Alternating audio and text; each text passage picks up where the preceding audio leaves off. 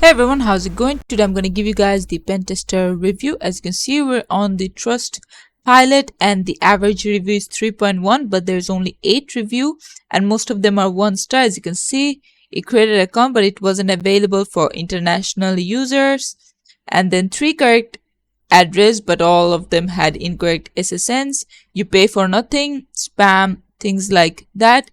And then on the Reddit page, as you can see, this one person says it has website vulnerability analysis, personal email lookup, picture lookup with AI to find any picture of yourself with the public internet. And one person says they tried but nothing seemed to work, things like that. And then another person said that like they decided to try it out as a cheap month sub, but the results aren't super detailed and not very useful, and they also require you to email their 95 support to actually cancel, and that is very annoying, things like that. So overall it's really not worth it. It's a bit too expensive, and this is it for the video. Thanks for watching. Please leave a like and subscribe for more tutorials like this, and I'll see you guys in the next one.